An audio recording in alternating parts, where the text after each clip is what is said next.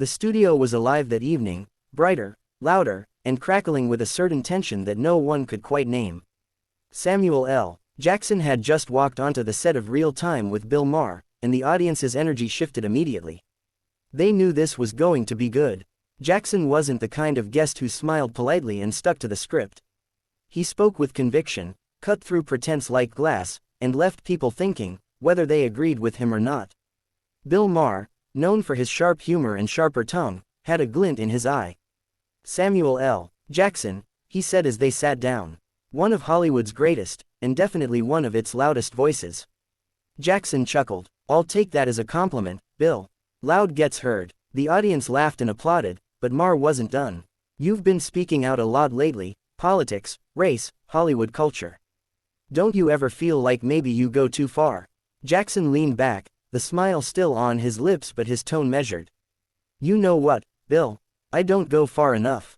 I say what people are scared to say out loud. That's all. Maher smirked. Or maybe you just enjoy stirring things up. Let's be honest. You drop an opinion, and Twitter explodes within minutes. Twitter explodes because truth hits nerves, Jackson replied evenly. If I was lying, nobody would care. The audience clapped, sensing the rising current beneath their banter. Maher's grin grew tighter. He thrived on confrontation, especially with guests who thought they could out-talk him. But you do realize, Maher pressed, that constant outrage can be counterproductive. People tune out after a while. They stop listening when everything's a fight. Jackson's gaze sharpened. You think people being angry about injustice is constant outrage. Maybe you tune out because you don't have to feel it. The laughter stopped. The crowd went silent. Maher blinked, surprised at how fast the tone shifted. Hey, I'm just saying, there's a lot of anger out there. Some of it justified, sure. But some of it's just people playing victim. Jackson leaned forward, voice low and direct. Bill, let me tell you something. You don't get to decide when people have had enough. You don't live what they live. You don't walk in those shoes. Maher tried to lighten it up. Well, sure, but I walk in pretty comfortable shoes. Maybe we should trade sometime. The crowd laughed, but Jackson didn't. His expression stayed locked. That's the problem right there. You turn everything serious into a punchline. Maher raised a brow. It's a comedy show, Sam. Yeah, Jackson said, but real talk don't stop being real just because there's a laugh track. That line hit hard. The audience clapped again, some whistling in support. Maher forced a grin, but irritation flashed in his eyes. You're acting like I'm the bad guy here. I just think America's made a lot of progress. You've made it to the top, doesn't that say something? Jackson exhaled slowly, his voice lowering into a tone everyone recognized, the one that commanded silence in any room. You think my success means the system's fixed? You're smarter than that, Bill. I worked my ass off to get here, but there are a million others who don't get half the chance. The studio audience murmured, caught between admiration and discomfort. Maher crossed his legs and shrugged. I'm just tired of people pretending this country hasn't changed at all.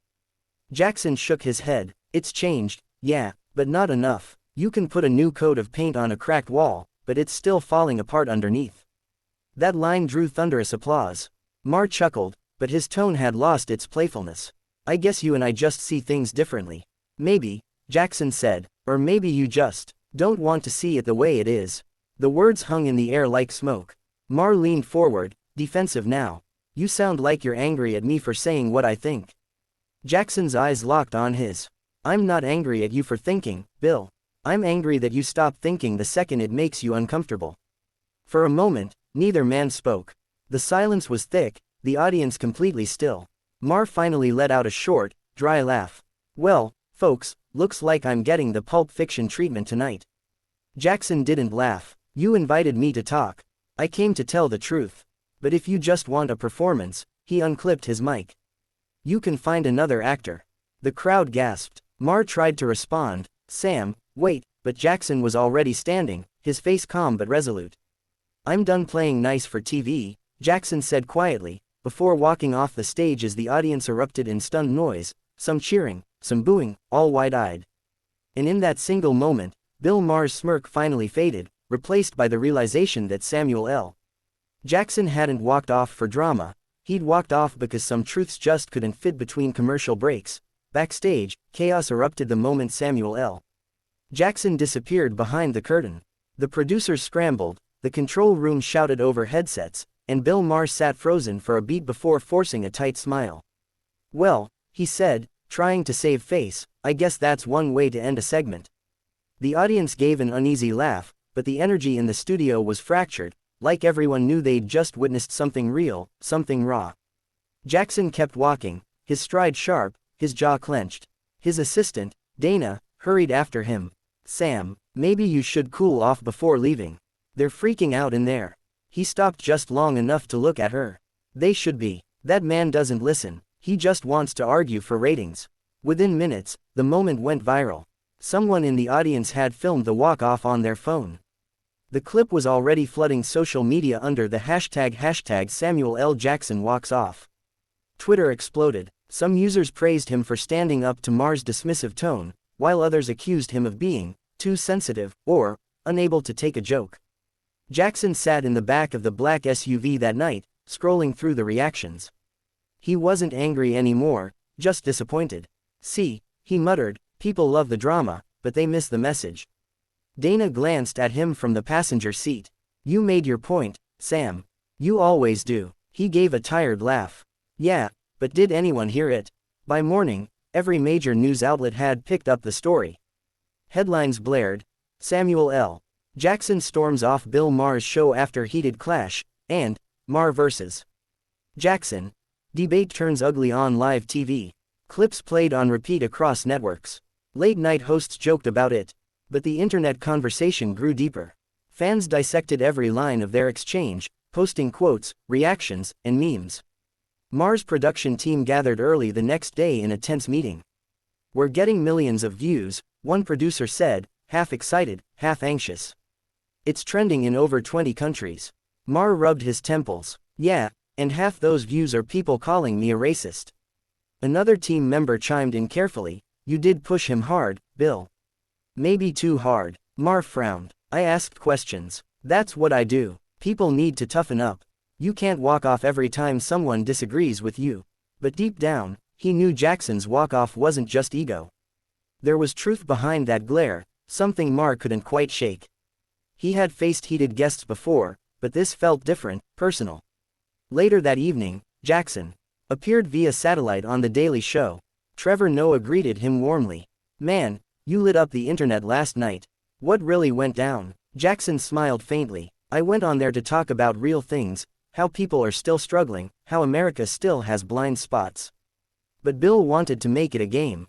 You can't have an honest conversation with someone who keeps trying to turn truth into entertainment. The audience applauded loudly. Trevor nodded. "So you walked off?" "Yeah," Jackson said, shrugging. "Because sometimes walking away says more than arguing does." The clip spread again, even faster than the first one. People began quoting Jackson's words, "You can't have an honest conversation with someone who keeps trying to turn truth into entertainment." It became a viral statement, shared across timelines and news pages. Meanwhile, Maher tried to handle the backlash. On his next episode, he addressed it directly. "Look," he said, "I have great respect for Samuel L. Jackson. We just disagreed. He's passionate, I'm opinionated, it happens." He smiled to the camera, but the apology felt half-hearted. Viewers noticed. The response was lukewarm at best. Jackson, however, didn't respond publicly again. When asked by reporters if he accepted Maher's explanation, he simply said, "I don't need an apology. I just need people to listen for once." Weeks passed, but the moment didn't fade. The walk-off became a symbol, used in discussions about race, free speech, and the limits of edgy comedy. College students debated it in classrooms. Opinion columns dissected who was right and who was wrong. Privately, Maher couldn't shake what Jackson had said. "I'm angry that you stop thinking the second it makes you uncomfortable." The line replayed in his head. He began to wonder if maybe Jackson had been right, that sometimes, in trying to be clever, he'd stopped actually hearing people. Months later, both men attended the same charity event in Los Angeles. The room buzzed when they spotted each other from across the crowd. Maher, glass of wine in hand, hesitated before walking over. "Sam," he said quietly, extending a hand, "no hard feelings." Jackson eyed him for a moment, then smiled. "No hard feelings, Bill. Just, maybe next time, listen first." Maher chuckled awkwardly, shaking his hand. "Fair enough." As Maher walked away, Dana leaned toward Jackson. You think he'll ever change? Jackson looked across the glittering room, his voice calm but firm. Doesn't matter if he does. What matters is that people watching did. And as the night went on, Jackson realized that walking off that stage hadn't been about ego or anger, it had been about clarity. Sometimes, the loudest truth isn't shouted in an argument. It's spoken in the silence that follows when you refuse to play along.